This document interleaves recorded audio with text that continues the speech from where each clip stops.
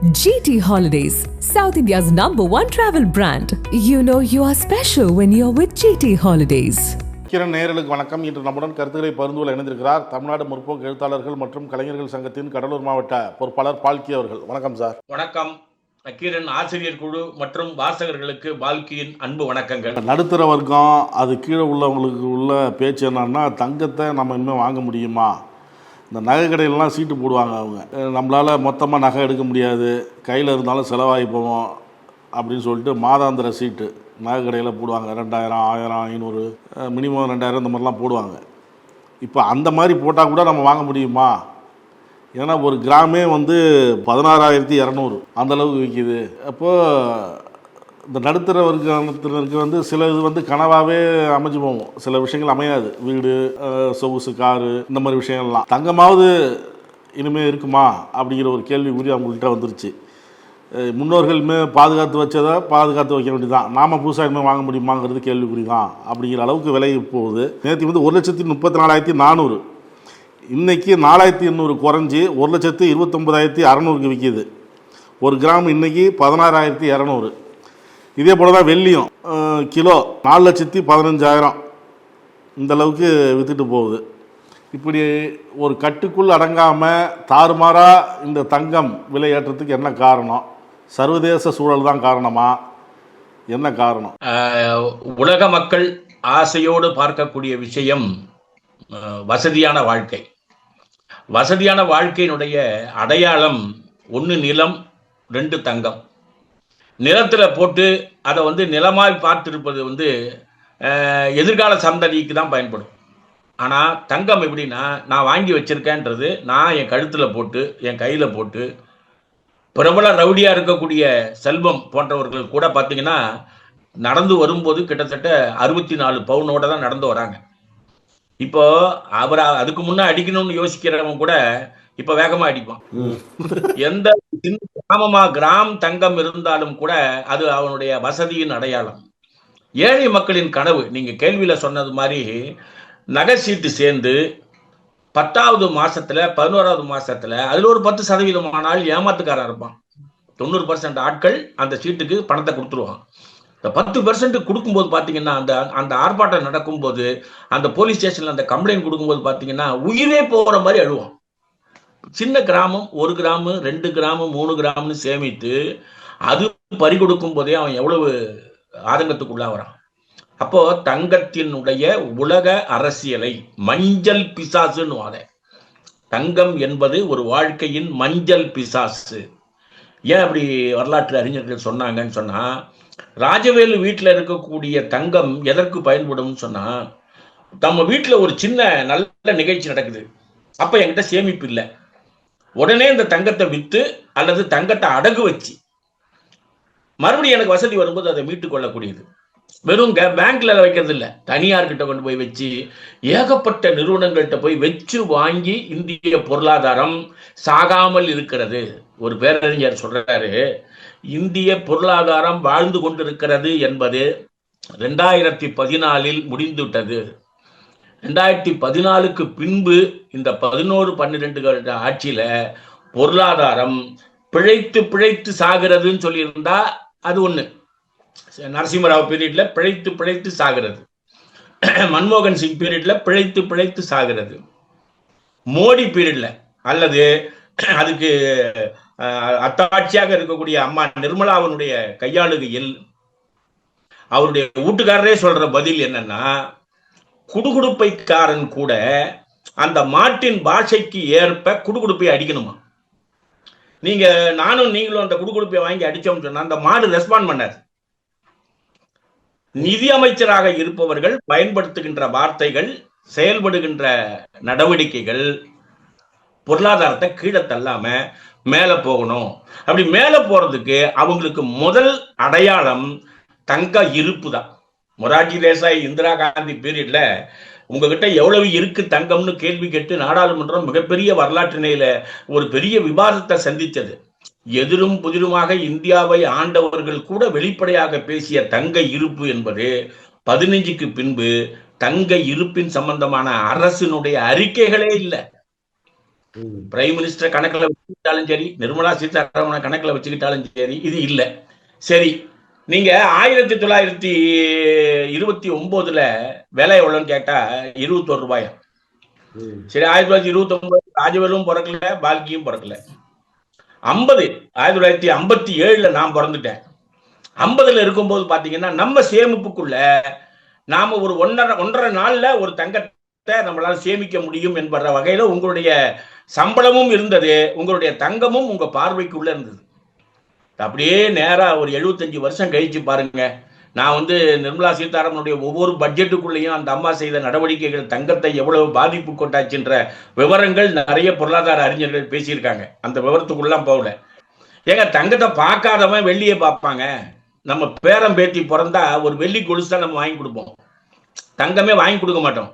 அது எங்கேயாவது ஒரே நாள்ல 4,25,000 ஆகி 10,000 ஒரு நாள்ல குறைஞ்சி 4,15,000 வருது பாருங்க.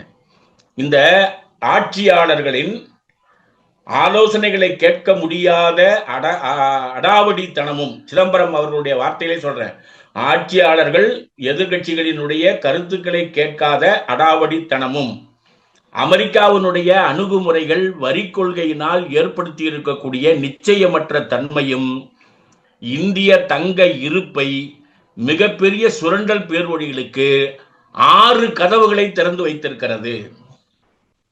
6 கதவுகளை திறந்து வச்சிருக்குன்னா என்ன அர்த்தம்னா, எந்த பக்கம் வேணாலும் நீங்க திருட்டு தங்கத்தையும் நல்ல தங்கத்தையும் கொண்டு வந்து ஏமாத்திட்டு போயிடலாம். 543 பேர் இருக்கக்கூடிய நாடாளுமன்ற அவைக்கு 7 கதவுகள் இருக்கிறது. அந்த 7 கதவுகள்ல பொதுமக்கள், நம்ம எம்பிக்கள் போயிட்டு வர்றதுக்கு 4 கதவு வழி.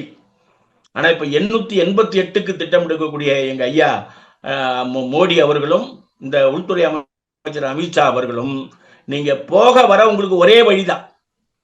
மொத்தமா இருக்கிற 4 வழியில ஜனாதிபதிக்கும் பிரதம மந்திரிக்கும் ஒரு வழி, மீதி அந்த துணை ஜனாதிபதிகள்லாம் போறதுக்கு வழி, நாடாளுமன்ற உறுப்பினர்கள் உள்ள போக வெளியே வர ஒரே வழி. 888 பேரும் அவையில இருந்து நாடாளுமன்றத்துக்குள்ள ஒரு பெரிய தாக்குதல் நடந்துச்சுன்னு சொன்னா அவங்க வெளியில போகாத முடிய அளவுக்கு நடத்தக்கூடிய ஒரு நிலைமை தான் நாடாளுமன்றத்தை நடத்தி கொண்டிருக்கிறார்கள் இந்த ஆட்சியாளர்கள். இவங்க இதையே இவ்வளவு மோசமா பிளான் பண்றவங்க தங்கத்துல என்ன செய்யல அப்படின்னு கேட்டா, மொத்த தங்க கையிருப்பில் இன்னைக்கு ஏற்பட்டிருக்கக்கூடிய ஏற்ற இறக்கங்கள், அமெரிக்க ட்ரம்ப் 2.0 அவர் இந்தியா மீது தொடுத்திருக்கக்கூடிய வரி தாக்குதல், இந்த வரி தாக்குதலில் மற்ற நாடுகளுக்கு பதிலாக அமெரிக்கா கூட சார்ந்து நிற்பதன் மூலமாக உலக மையத்தினுடைய கடைசி கதவுகள் மிகப்பெரிய அளவுக்கு திறந்து வைத்ததனால எந்த பக்கமும் கொண்டு வந்து எந்த பக்கமும் பதுக்கி போகலாம் என்கின்ற வியாபார கொள்ளையினுடைய உச்ச வடிவம்தான் இந்த ஏற்ற இறக்கம். இது ஆட்சியாளர்களின் தோல்வியை தோலுரித்து காட்டுகிறது. இதான் ஆங்கில நாளிதழுக்கும் ஆங்கில தொலைக்காட்சிக்கும் நம்முடைய சிதம்பரம் அவர்கள் பேட்டி கொடுத்திருக்கிறது. இன்னைக்கு நீங்க ஆங்கில நாளிதழ் பூரா போய் பாருங்க, இதுல தங்கம் விஷயத்தை மட்டும் இல்ல, பொருளாதார அறிக்கை சப்மிட் பண்ணியிருக்காங்க 1ஆம் தேதி பட்ஜெட்டுக்கு முன்னால. 9 பிரிவுகளில் இந்தியா தோல்விகளை சந்திக்கும்ன்றான்.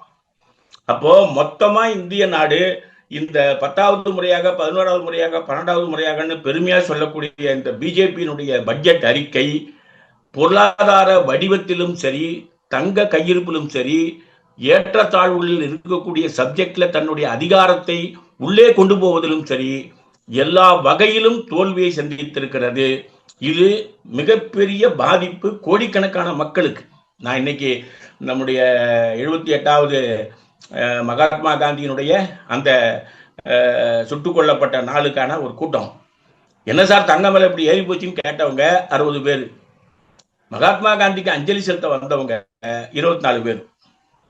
தங்கத்தின் மீது ஆசைப்படுபவர்கள் காந்தியினுடைய கொள்கைகளை குடிதோண்டி புதைச்சி உலக அளவில் தங்கத்தினுடைய பாலிசியை சரியா கொண்டு போகாத ஆட்சியாளர்கள் மீது அது கோபமாக வரும்போது மட்டும்தான் நம்முடைய கனவு தங்கம் நம்முடைய வீட்டில் தங்கும். நம்முடைய வீட்டில் தங்கம் தங்காததற்கு காரணம் ஆட்சியாளர்களுடைய அனுபவமற்ற எதேச்சாதிகாரமான நான் நினைத்ததுதான் சரி என்ற அணுகுமுறை தான் இந்த விலை உயர்வுக்கு காரணம். இது விலை உயர்வு அல்ல, சந்தர்ப்பத்தை பயன்படுத்தி கொண்டு தங்க கையிருப்பை கையில் வைத்து மக்களை சுரண்டுகின்ற ஒரு வடிவம். பிப்ரவரி மாதம் 13ஆம் தேதி வரைக்கும் முகூர்த்தம் இருக்கு. இந்த முகூர்த்தம் வரைக்கும் பார்த்தீங்கன்னு சொன்னா ஒரு மிகப்பெரிய பாதிப்பு. குழந்தைகளை கல்யாணம் பண்ணி கொடுக்கறதுக்கு, வீட்டினுடைய சுப நிகழ்ச்சிகளுக்கு ஒரு பெரிய பாதிப்பினை பொருளாதார திட்டத்தில் ஏற்படுத்தி இருக்கிறது. இந்த ஆட்சியாளர்களுடைய இந்த பொருளாதார கொள்கையை எதிர்த்து மக்கள் தெருவில் இறங்கி போராடுவதுதான் தங்கத்தை மீட்பதற்கான வழி. தங்கம் என்பது ஒரு மஞ்சள் பிசாசு. இது தங்கம் விலை உயர்வு மத்திய அரசின் தோல்வி அப்படின்னு சொல்லிட்டீங்க.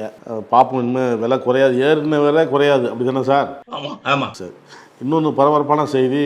அஜித் பவார் விமான விபத்து இது அரசியலாக்க வேண்டாம் அப்படின்னு சரத்பவார் சொன்னாலும் மம்தா பானர்ஜி உள்ளிட்டவர்கள் இது விரிவான விசாரணை நடத்தணும் அப்படிங்கிற கோரிக்கையை வச்சிருக்கிறாங்க. மீண்டும் அவர் பாஜக கூட்டணியிலேருந்து வெளில போவார் அப்படிங்கிற நேரத்தில் இது நடந்திருக்கு. இது விரிவான விசாரணை நடத்தி இதை கிளியர் பண்ணணும். தனிப்பட்ட முறையில் எந்த ஒரு பேரையும் சொல்லி நான் சந்தேகத்தை எழுப்பலை, ஆனால் விரிவான விசாரணை நடத்தணும் அப்படிங்கிற கோரிக்கையை மம்தா வச்சுருக்காங்க. அதே நேரத்தில் சரத்பவார் இது அரசியலாக்க வேணாம்னு சொல்கிறாரு. எப்படி பார்க்குறீங்க? அதாவது ஒரு 2 நாளைக்கு முன்னால் பார்த்தீங்கன்னா ஒரு ஆங்கில தொலைக்காட்சியில் வெளிநாட்டு பத்திரிகைகளில் தொடர்புடைய ஒரு ஆள் பேசும்போது சொல்கிறாரு, எந்த நாட்டிலும் இல்லாத 2001 2026 வரை கிட்டத்தட்ட 13 ஆளுமைகள், 12 பேர் அரசியல்வாதிகள், ஒரு 11 பேர் அரசியல்வாதி, ஒருத்தர் முப்படை தளபதி, ஒருத்தர் சினிமா நடிகை. இதாங்க இந்த 10-11 ஆண்டுகளில் வருஷத்துக்கு ஒரு முறை ஒரு விபத்து நடக்கிறது என்பது அது விபத்தாக பார்க்க முடியாது. நீங்க முப்படை தளபதி அவருடைய ஷெட்யூலுக்கு முன்னால அந்த ஷெட்யூலை அந்த மாதிரியான ஒரு விபத்து முப்படை தளபதியை பலி கொடுக்கிறது என்று சொன்னால் அன்றே நாம் அறிக்கை எப்படி விடணும்னு சொன்னா அது சம்பந்தமான ஏற்கனவே அந்த முறையில அதை கொண்டு போய் இறங்கி பரிசோதனை செஞ்சாங்கல்ல, அந்த ரிப்போர்ட் வெளிப்படைத்தன்மைக்கு வரணும். இப்போ நான் தான் ஒரு விஐபி, எனக்கு பாதுகாவலர் ராஜவேலு பாதுகாவல் என்கின்ற முறையில ஏற்கனவே ஒரு 3 பேரை அனுப்பி அந்த விஷயத்துக்கு ஒரு ஸ்டேட்மெண்ட் ரெடி பண்ணி அதை என்னுடைய பாதுகாவலர்கிட்ட கொடுப்பாங்க. அந்த பாதுகாவலர் ஓகே சொன்னதுக்கு அப்புறம் தான் புரோகிராம் பாதுகாவலர் ராஜவேலு அதை கொண்டு போவாரு. இது காலம் காலமாக நடக்கக்கூடியது. சபாநாயகர் ஒருத்தர் இறந்தார், அந்த பாலயோகி என்ற சபாநாயகர் இறந்தது. ராஜசேகர ரெட்டி ஆந்திராவுடைய முன்னாள் முதல்வர் இறந்தது. அதிலிருந்து பாத்தீங்கன்னா ஒரு வெளிப்படைத்தன்மையான எதனால் இது நடந்தது என்பதை மக்களுக்கு அறிவிக்காமலேயே போய்கொண்டிருப்பது மர்மமான அரசியலுக்கு சமம். இப்போ மகாராஷ்டிராவினுடைய அரசியல் நிலைமையை அப்படியே மறுபடி பார்க்க வேண்டியிருக்கு. அதாவது சரத்பவார் அதை வேணான்னு சொன்னதுக்கான காரணம் அவர் கட்சியிலிருந்து பிரிஞ்சு போய் அவர் இப்ப இல்லைன்னாலும் அந்த கட்சியை ஒன்றுபடுத்துவதற்கு அவருக்கு ஈஸி. ஆனால் ஒரு துணை முதலமைச்சரை மகாராஷ்டிரா இழந்திருக்கிறது. 18 நிமிஷ டிராவலுங்க அது. அதாவது நீங்க அவருடைய டோட்டல் டிராவலிங் ஹவர்ஸ் பெரிய அளவுக்குலாம் இல்லை, 18-19 நிமிஷம். இந்த 19 நிமிஷத்துக்கு ஒரு 5 அதிகாரிகளோட போன விமானம் போகுதுன்னு சொன்னா அந்த விமானத்தினுடைய 3வது விபத்து இது. ஒரு விபத்துல உயிரிழப்பு இல்லை, 2 விபத்தும் உயிரிழப்புல இருந்திருக்கு. அப்ப இந்த கம்பெனி என்ன மாதிரியான கம்பெனி, யார் இதனுடைய உரிமையாளர், தனியாருக்கு இதை கொடுத்து விட்டு முப்படை தளபதிகள் இதை வேடிக்கை பார்ப்பது ஏன்? அரசு பொறுப்பில் உள்ள இந்த விமானத்துறை சென்ட்ரல் ஏவியேஷன் மினிஸ்ட்ரி இது சம்பந்தமாக பொத்தாம்பொதுவாக அறிக்கை விடுவது எப்படி சரியா இருக்க முடியும்? ஆகவே இறப்பு நடந்தா 16ஆம் நாள் துக்கம் என்று போவது அலட்சியம். யார் இறந்தாலும் சரி, அது இந்த சௌந்தர்யான்ற நடிகை இறந்தாலும் சரி, எந்த முப்படை தளபதி இறந்தப்போ சரி. முப்படை தளபதி இறந்த போது உலகமே அதை ஆச்சரியமாக பார்த்தது. நம்ம ஆளுங்களுக்கு அது பழைய நியூஸ் ஆகி போயிடுச்சு. இப்போ இவரும் பழைய நியூஸ் ஆயிடுவார் அடுத்த விபத்து வரும்போது. நீங்க ஒரு 4-7 மாசத்துக்கு முன்னால பாத்தீங்கன்னா குஜராத்தினுடைய முன்னாள் முதல்வர் அந்த மொத்த இதுல இருக்கிறாரா இல்லையான்னு முதல்ல அறிக்கை விடல. அதுக்கப்புறம் அவர் முன்னாள் முதல்வர் இருக்கிறாரு, அவர் இறந்துட்டாரு. இப்படி ஒரு அலட்சியமாக ஒரு அணுகுமுறை என்பது தனியார் நிறுவனத்திடம் நம்முடைய உயிரை பலி கொடுத்து ஏற்பாடு பண்ணி போவது என்பது எப்படி சரியா இருக்க முடியும்? கொலம்பியால ஒரு விபத்து நடக்குதுங்க நமக்கு அப்புறம், அதுல 15 பேர் சாவறான். அந்த 15 பேர் செத்ததுக்கான ஸ்டேட்மெண்ட் ஆஃப் எரர் உடனே அறிக்கை விடுறான், அதை விசாரணை கமிட்டி போடுறான்.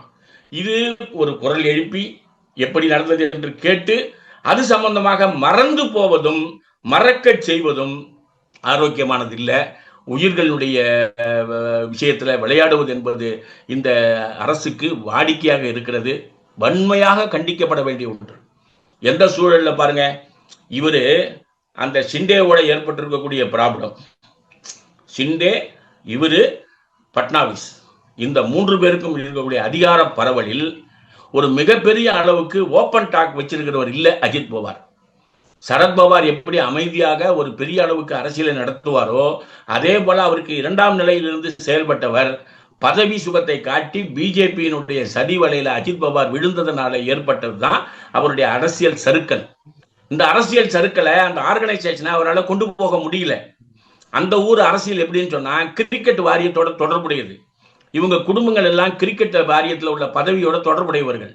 இந்த சப்ஜெக்டை டேக்கிள் பண்ண முடியாம இருந்தவர் அந்த 2 சரத்பவார் அந்த கட்சி மாதிரி இல்லாம தாக்கரே குடும்பம் ஒன்னான உடனே நம்மளும் இணைந்து விடலாமா என்ற சூழல் பொது வெளியில விவாதமா வந்தது. போய் சேர்ந்து விடலாமா என்று நினைத்த அஜித் பவாருக்கு இப்படி நேர்ந்து விட்டதே என்று மம்தா பானர்ஜி உட்பட எதிர்கட்சிகள் குரல் கொடுத்திருக்கிறார்கள். ஆரோக்கியமான விசாரணை நடத்தி அதுல ஏற்பட்டிருப்பது ஒரு பைலட்னுடைய ஃபெயிலியர்ன்ட்டான். பைலட்னுடைய ஃபெயிலியர் எப்படி இருக்க முடியும்? பைலட் வராரு, இறக்க முடியல, உங்களுக்கு தெரியுது.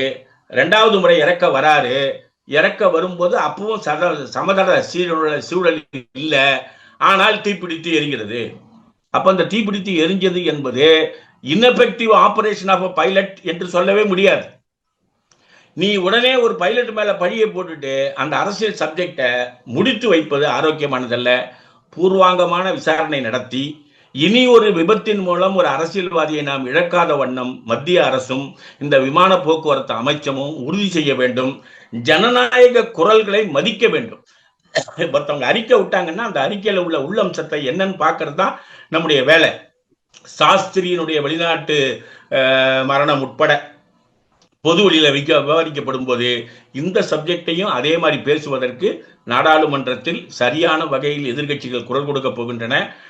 அந்த வகைக்கு சரியான நிலைப்பாட்டை எடுத்து நீதியை கொண்டு வர வேண்டும் என்பதுதான் நம்முடைய வேண்டுகோள். விமானத்துல பயணம் பண்ண பணிப்பெண் பிங்கி, அவருடைய தந்தையார் ஒரு வேண்டுகோள் வச்சிருக்கிறார். எனது மகள் 5 ஆண்டுகளாக விமான பணிப்பெண்ணாக பணியாற்றி வருகிறார். அவருக்கு கணவரும் குழந்தையும் இருக்கிறாங்க. கணவன் மனைவி மும்பையில் தங்கியிருந்து பணியாற்றி வந்தனர். விமான விபத்தில் எனது மகளை பறிகொடுத்து விட்டேன். இந்த விபத்துக்கான காரணம் குறித்து உயர்நிலை விசாரணை நடத்த வேண்டும் என்று தெரிவித்துள்ளார். விமான பணிப்பெண் 5 வருஷமா ஒர்க் பண்றாங்க.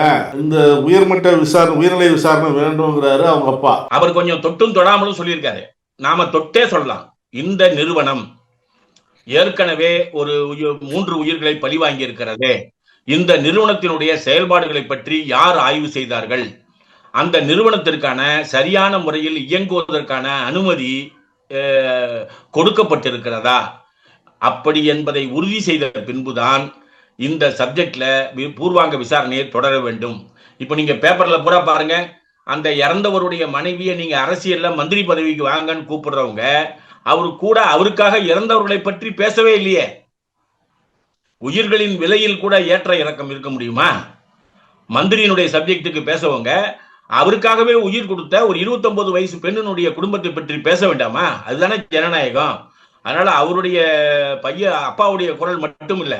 நீங்க ஏற்கனவே இதே போன்ற ஒரு விபத்துல ஒரு விமானியை பற்றி குறை சொன்னார்கள் அகமதாபாத் சப்ஜெக்ட்ல. அப்ப அந்த விமானியினுடைய அப்பாவும் இதே கோரிக்கை வைத்தார். காலப்போக்கில் பரபரப்பு அரசியல்ல மக்களை மறக்க செய்கிறது பிஜேபி. அது சரியான அணுகுமுறை இல்லை. அவங்க அப்பா கேட்டது போல மக்களுக்கு வெளிப்படைத்தன்மையில் அதில் ஏற்பட்டிருக்கக்கூடிய குறைபாடுகளுக்கான காரணத்தை அறிக்கையாக வைக்க வேண்டும். பிஜேபி ஆதரவு தெரிவிச்சா என்ன நடக்கும்னு அஜித் பவார் எல்லாருமே உதாரணம் சொல்லுவாங்க.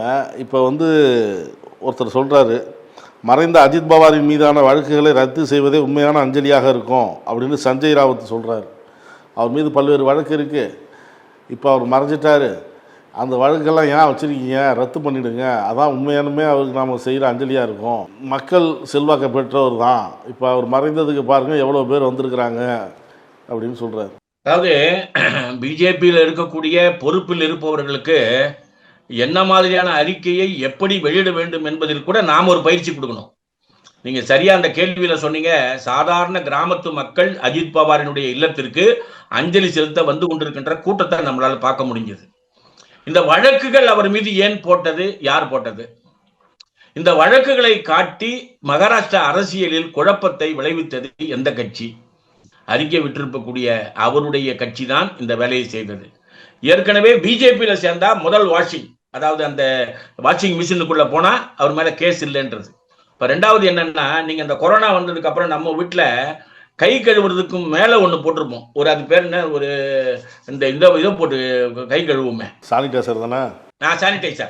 சானிடைசரை வச்சு அதுல சானிடைசர் வெறும் பச்சை தண்ணியா கூட இருக்கலாம். நம்ம நம்பிக்கை என்னன்னா, பிஜேபி சொல்லிடுச்சு அல்லது கவர்மெண்ட் சொல்லிடுச்சு, நம்ம உயிர் பாதுகாக்கணும்னா அதுல இருந்து வர்ற தண்ணியில கை கழுவினா போதும். இப்போ விமான விபத்துல செத்தாலும் கேஸ் வாபஸ் ஆயிடும் அப்படின்றது ஒரு முன் உதாரணமா? முதல்ல விமான விபத்தின் மூலம் உயிரிழந்த அவருடைய இழப்புக்கு யார் காரணம் என்பதும், அவர் மீது போடப்பட்ட வழக்குகள் ஒரு ஆள் செத்து போச்சுன்னு சொன்னா ஆட்டோமேட்டிக்கா க்ளோஸ் ஆயிடும். ஜெயலலிதா மீது இருந்த மிகப்பெரிய வழக்கு, தண்டனை எல்லாமே என்ன, இறந்ததுக்கு அப்புறம் ஆட்டோமேட்டிக்கா டெலிபை பண்ணி உயிரோடு இருக்கக்கூடிய ஆள் மட்டும்தான் விசாரிப்பாங்க. அதனால ஒரு மந்திரியா இருப்பவர் அது என்னன்ற விவரம் கூட தெரியாம அறிவிக்க இந்த நிலைமை தான் பிஜேபியில இருக்கு. இந்த அஜித் பவாருடைய மரணம் என்பது பிஜேபி ஒரு சாதாரண அரசியல் பிரச்சனையாக பார்க்க கூடாது. மகாராஷ்டிரால இது மிகப்பெரிய ஒரு குழப்பத்தை அவர்களுக்கே ஏற்படுத்தும். விமானங்கள் புறப்பட்டு சென்று போய் சேரும் வரை நம்ம உயிர் நம்ம கையில இல்ல என்ற நிலைமை. ரயில் விபத்துகளுக்கும் தொடர்ந்து நடக்கும்போது ரயில் பத்தி பேசுவோம், விமான விபத்தும் அதிகமாக நடக்கும்போது விமானத்தை பத்தி பேசுறோம். அப்ப பாதுகாப்பான பயணம் என்பதை உறுதி செய்யாத பிஜேபி அரசு இப்படி இருக்கிறதே என்ற கவலையாக மட்டும் இருக்கக்கூடாது. அந்த கவலையை மாற்றி சரியான மக்களுடைய உயிரை பாதுகாக்கக்கூடிய வகையில் அவர்களை செயல்பட வைக்க செய்வதுதான் நம்முடைய வேண்டுகோள். நாடாளுமன்றத்தில் ஜனாதிபதி உரையாற்றினாங்க. அப்போ இந்த ஜிராம்ஜி திட்டம் அதை பற்றி பேசும்போது எதிர்கட்சிகள்லாம் அமளி பண்ணாங்க. இது இந்த மாதிரிலாம் பண்ணக்கூடாதுன்னு சொல்லி மத்திய அமைச்சர் கண்டனம் தெரிவிச்சிருக்கிறார். அந்த பேரை மாற்றக்கூடாது அப்படிங்கிறதுக்காக தான் அவங்கெல்லாம் குரல் கொடுத்தாங்க.